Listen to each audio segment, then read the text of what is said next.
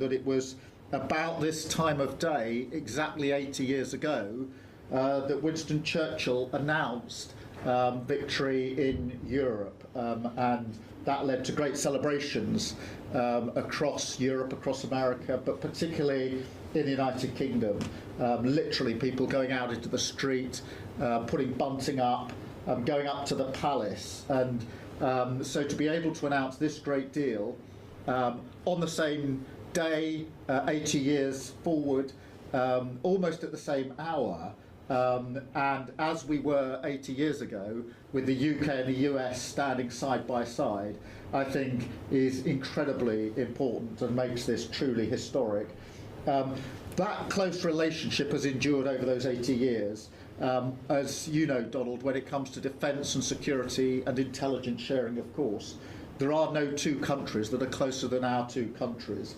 And now we take this into new and important territory by adding trade and the economy to the closeness of our relationship. It is built, as you say, on those notions of fairness and reciprocal arrangements. We've always had a fair and balanced arrangement between our countries. This builds on that, hugely important for sectors like car manufacturing and for steel and aluminium and so many others.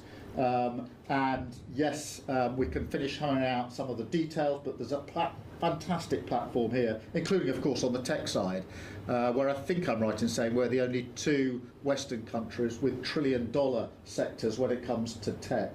And in the end, it comes down to, as you say, Donald, economic security is national security. On national security, we've been absolutely the closest of allies for so many years, keeping the peace through that close alliance, that friendship. And now we add to that this deal on trade and the economy. And I want to thank you for your leadership on that, Donald, and for the way in which your team have negotiated this. And I'm so pleased that we've got this deal, we've finalised it, and we've built an incredible platform for the future. So thank you so much.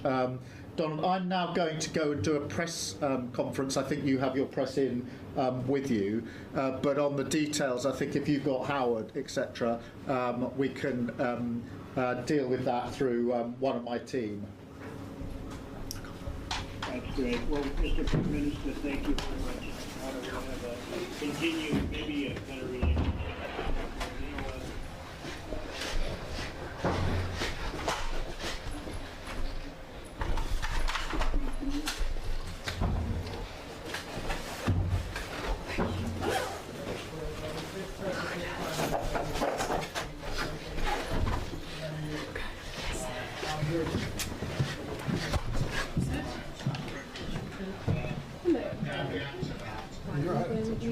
Yeah. Okay, okay.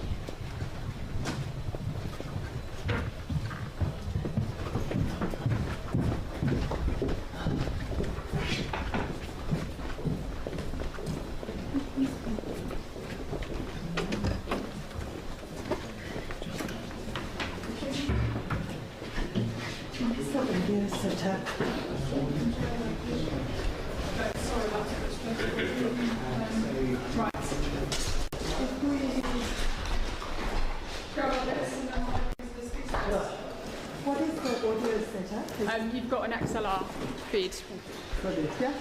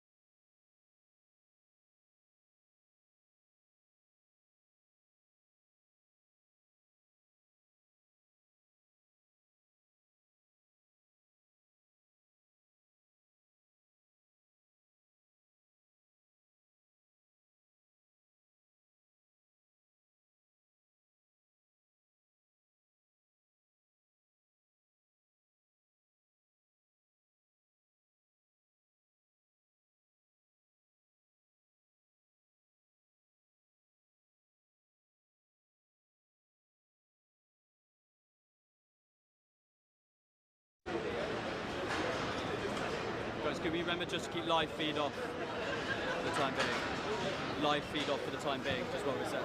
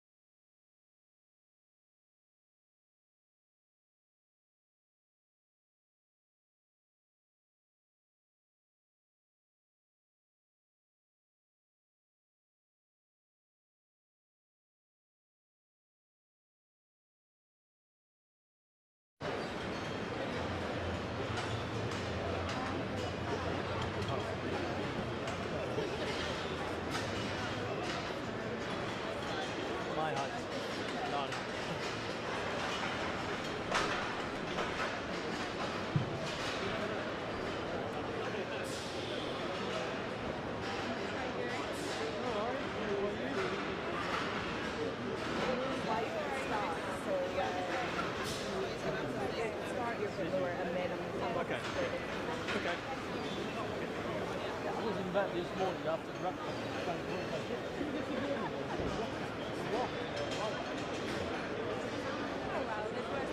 Oh yeah. Getting closer to where I am.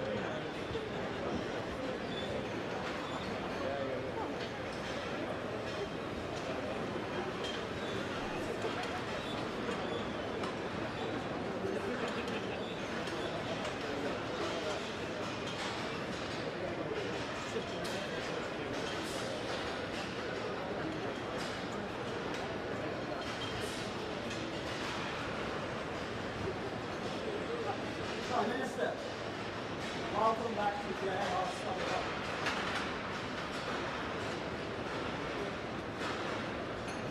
Delighted to be here in Beijing, and with our wonderful colleagues gathered around today as well. This is the biggest car manufacturing plant in the UK. Our incredible company built cars here for 77 years. British innovation, British design, British engineering, manufactured here in the Midlands for the world, including the US of A. When you were with us just 4 weeks ago, I know you experienced just how wonderful this place was. That's wonderful people,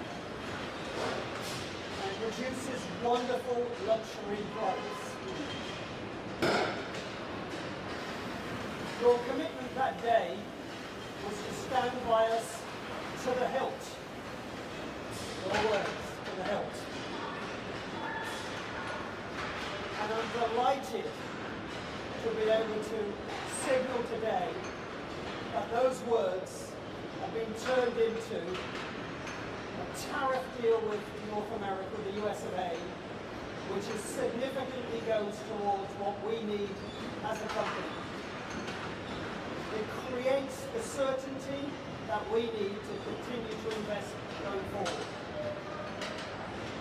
Not only for JLR, but actually for the whole automotive industry in the UK.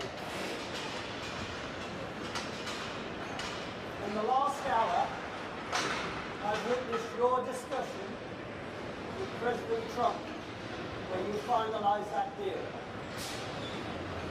On behalf of 45,000 people in this company, 250,000 jobs we support in this country. Thank you. I'd like to personally thank your team also, who I know have worked tirelessly to get this done over the last several weeks. We look forward to the continued work we can do together. This is not job done in the UK, but this is significant progress, and we thank you so much for that. On behalf of our wonderful people, our great British brands, the UK automotive industry, and this wonderful nation, I'm delighted to welcome you and say a few words. Thank you.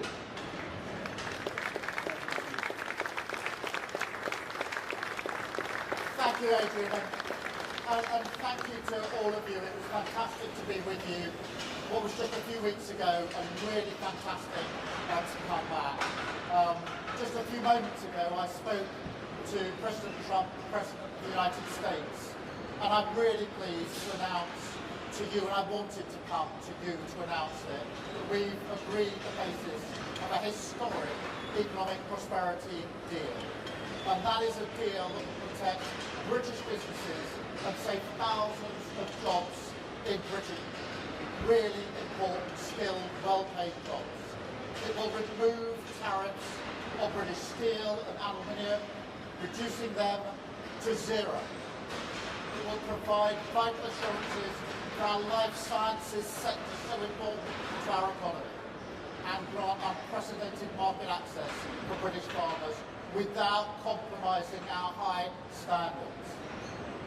And for the great British cars that you make here, that we see all around us, this deal means that the US tariffs will now be cut from 27.5% down to 10% for 100,000 vehicles every year. That's a huge and important reduction.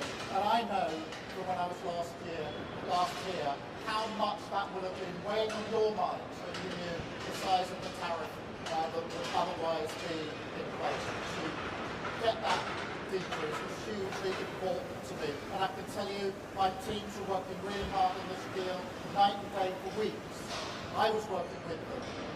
And in politics, what matters sometimes is who you have in your mind's eye when you're making these deals, who you have in your mind's eye when you're taking decisions.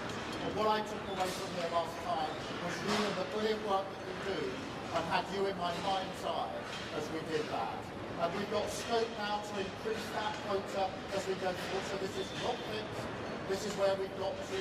And all of these tariff cuts will come into place as soon as possible. And that's really important as well in relation to the work that you're doing and the brilliant path that you make. And as Adrian said, I was here with you just, as I say, a few weeks ago. And I promised you that I would deliver in the national interest. And today I'm really pleased to come back here to be able to look you in the eye and to say I've delivered on the promise I made to you. And that's why as soon as I knew this deal was coming in today, I said I want to come back to JLR to talk to the workforce there for whom this means so much. Now, of course, we are the first country to secure such a deal with the United States. And in an era of global insecurity and instability, that is so important. The great challenge of our age is to secure and to renew Britain. And that is what we're going to do. Acting in the national interest, shaping this new era, not being shaped by it. If it's not good for Britain, we won't do it. If it doesn't mean more money in people's pockets, we won't do it. If it doesn't mean security and renewal in every part of the country, we won't do it. But that doesn't mean we're turning inward. Instead, we're sending a message to the world that Britain is open for business, seeking trade agreements with India on Tuesday, with the US today, and working to boost trade with other partners too, including, of course, the EU, with whom we have a really important meeting just a week on Monday, making deals that will benefit working people. And you know, in recent years, an idea has taken hold that you somehow show your strength by rejecting your allies, that you shut the door, put the phone down, storm off. I've had plenty of people urging me to do that, rather than stay in the room and fight for the interests of our country. And I want to be absolutely crystal clear, that is not how this government operates. It's never how we will operate. We don't storm off, we stay in the room and we negotiate and we work for our country with the national interest foremost in our mind. Because the other way of working doesn't deliver the benefits that working people need. So I also want to be clear, this is just the start. And the deal we've done today, we can say jobs saved, jobs won, not job done, because we're more ambitious for what the UK and the US can do together. So we're hammering out further details to reduce barriers to trade with the United States across the board. We have £1.5 trillion invested in each other's economy, creating 2.5 million jobs across both countries. There are so many areas where I think we can do even more than that and put pounds in the pockets of working people across the United States. As the two biggest services exporters in the world, we will bring down barriers, creating jobs in our thriving sectors, in Leeds, in Manchester, London, Birmingham. As the only two Western nations with trillion-dollar tech sectors, will go further to deepen the partnership in new technologies to shape the innovations for the next century together and create the jobs of the future. Because look, our history shows that we can achieve when we work together.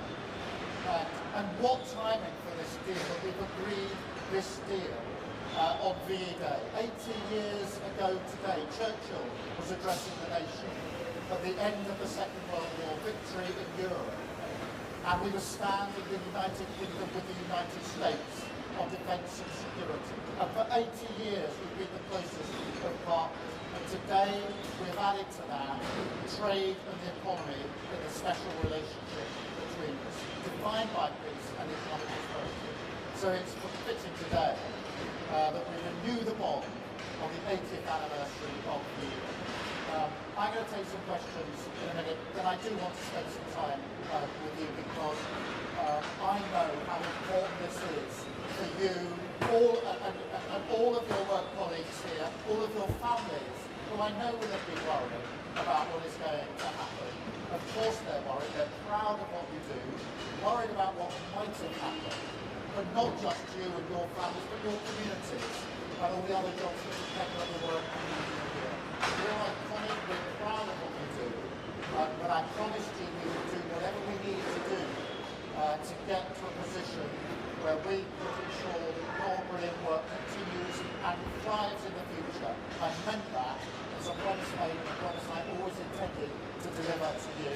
I'm trying to catch everybody's eyes because, as I say, in politics what matters is who are you thinking about, who have you got in your mind's eye when you're having those conversations, whether it's President Trump just now, or last night, halfway through the Arsenal debate, or whether it's the teams negotiating as they've been over weeks and days. So thank you here for being with me today. I'm going to try to talk to you some more in a minute, but please, through you, if I can extend that to all of your colleagues here, I know that they'll different shifts, but I hope this will give them the well-earned boost that they absolutely deserve. I will now take questions from the media. I've got a list here. I think, Chris, I've got you first. Thank you, Prime Minister. Chris Mason, BBC News. Prime Minister, this is a... You just a little bit louder. Yeah, sure. Prime Minister, this is a freeing up of trade conditions with America compared with where we were, but is it better than, say, 6 months ago, given, for instance, some tariffs are still there? Well, Chris, the question you should be asking is it better than where we were yesterday? And I think if you should come out when you finish asking your questions and talk to the workforce here, because what this does is to reduce to zero the tariffs on steel and aluminium. Look how important that is. Reduces massively from 27.5% to 10% the tariffs on the cars that we export. So important to JLR, actually to the sector generally, but JLR in particular, who sell so many cars into the American market, proudly do that. And of course, it also includes pharmaceuticals, some really important measures. Obviously, we don't have tariffs yet, but we've got within the deal significantly preferential treatment, whatever happens in the future. So this is hugely important for our pharmaceutical sector as well. In addition to that, we said we had red lines on standards, particularly in agriculture. We've kept to those standards. The SBS red line is a red line that's written into the agreement. And so I think if we put that package together, you can see that it's a significant step in the right direction for our country and our national interest, for the very many thousands of jobs that will now be protected, saved and enhanced by the fact that we've done this deal. And I'm really proud we have. And I know people along the way were urging me to walk away, to descend in a different kind of relationship. We didn't, and we did the hard yards and stayed in the room.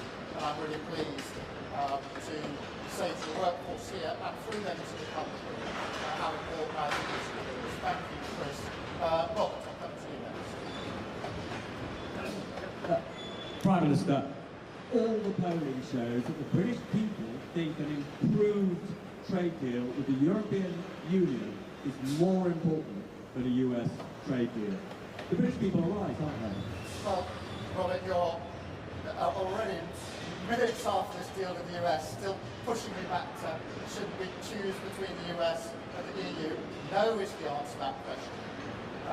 I genuinely believe that we can have a good relationship and agreement with the US and a good relationship and a good agreement with the EU.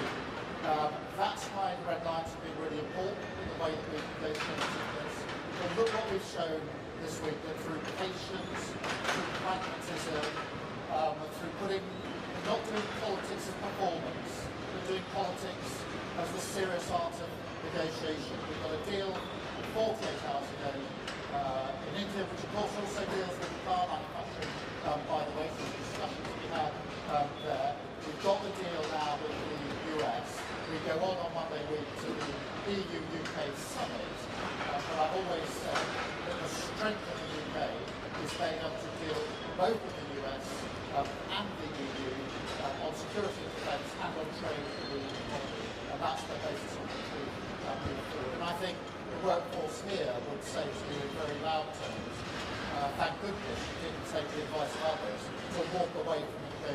with the US, because it would be they that would pay the price if we had done that, and I wasn't prepared to let that happen.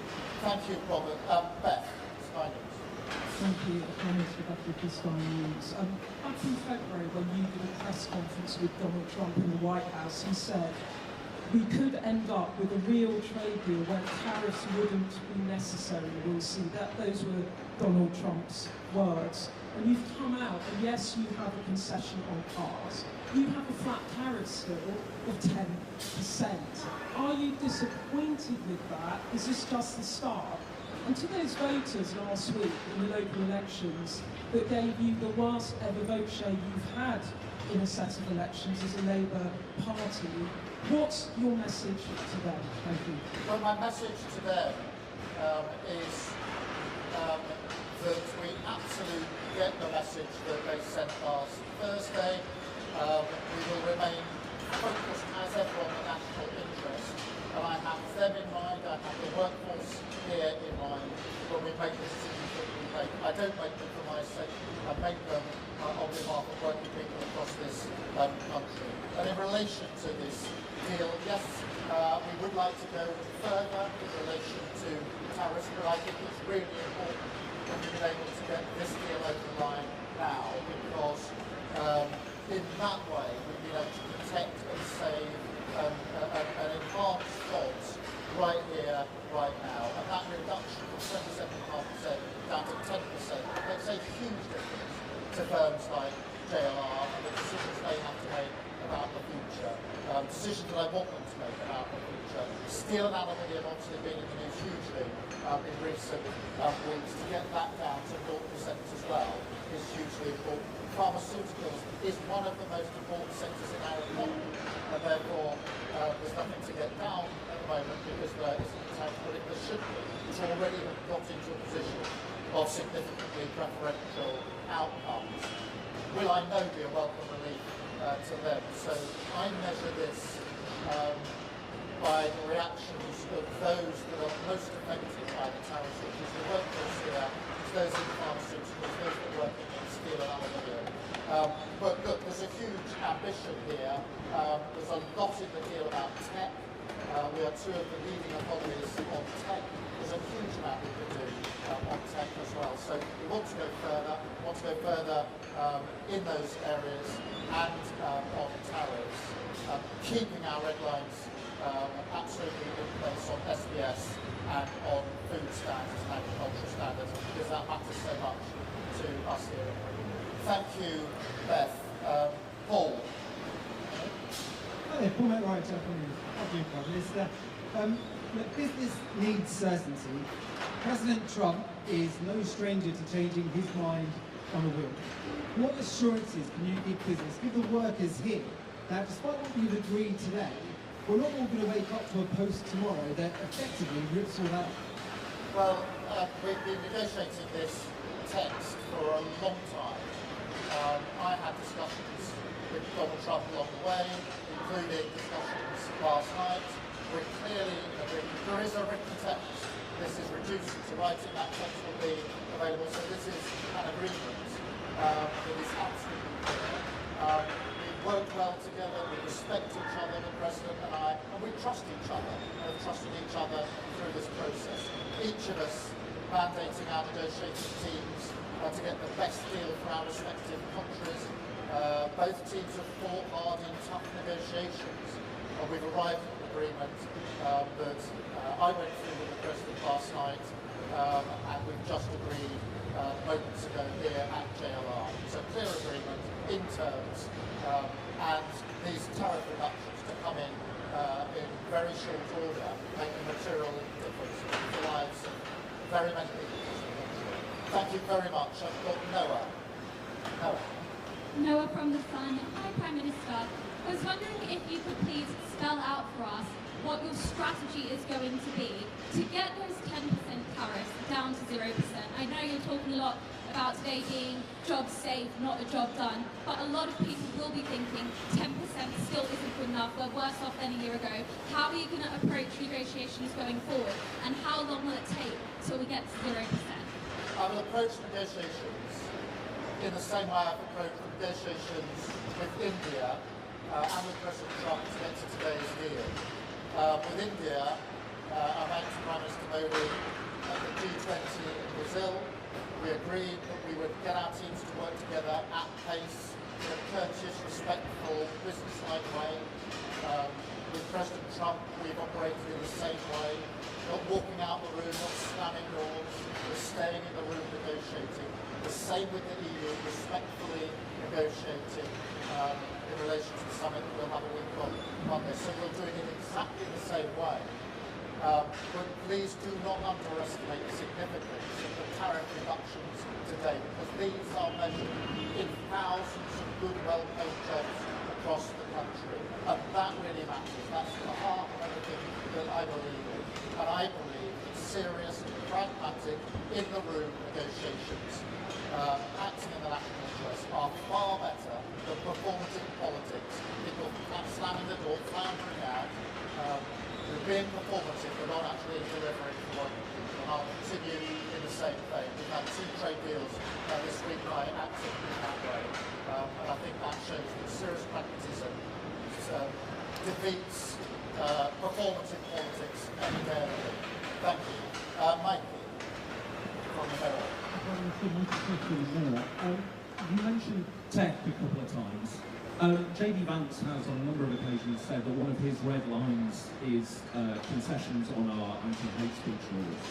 How have you managed anti-hate speech laws? How have you managed to talk him round on that? And very quickly, if I may, I think you'll admit that this wasn't what you were expecting to do today. Donald Trump has been struggling to land his arguments on tariffs. Have we been bounced into this by a president that needs help out of the hole? Well, look, I mean, in terms of free speech, I've been really clear throughout. We've had free speech in this country for a very, very long time. It's one of our foundational principles on which we're all very, very proud, and that will long, long be the case. There's nothing in this deal that impinges on that in any way whatsoever. In relation to the timing of this, no, not at all. Our teams have been hard at work for weeks on end. I wanted to get a deal over the line. I made I'm not ashamed of that. I wanted because I knew how important it was, particularly for JLR. We got a deal, we got it over the line, and we got it over the line in a timely manner. The last thing I wanted to do was deliver a deal that didn't come in time for those who desperately need it. So, no, I didn't know the exact day. I wouldn't have been having my phone call with President Trump halfway through the second half of the Arsenal PSG game, and I planned it better. But that's the way it turned out. So that's the discussion we were having late last night about how we proceeded with this deal, and I'm really pleased to be able to come here today. And actually, to be able to do it on VE Day is really significant, because of course the US was standing there as our ally 80 years ago today. So today is an opportunity to reflect on the fact that today we stand together as allies on security and defence. Of course, there are no 2 countries that are closer on security and defence, but now we add trade and economy to those issues where we're the closest allies. I'm really pleased about that. And then Hugo. Thank you, Prime Minister. Hugo Jai from the iPaper. Just the other day, President Trump threatened to put tariffs on the film industry. Obviously, Britain has a huge film sector. Have you asked him to take that threat off the table? What did he say? And if he hasn't taken that off the table, how are you going to stop that becoming a reality? Well, obviously there aren't any tariffs in place on film at the moment. And of course we're discussing it with the President's team. We'll take the same approach as we take on other issues, whether it's tariffs imposed which reduce, or potential tariffs in areas like pharmaceuticals or film. We'll take the same approach because for me what matters is acting in the national interest and making sure that everything that we do is good for working people in this country. Whether it comes to, whether it's steel and aluminium, whether it's car building, whether it's pharmaceuticals or film, we are brilliant at these things. And therefore I will act in the national interest and have those discussions on film as we've done on other issues. Thank you all very much Indeed, thank you. I'll now talk to some of the oil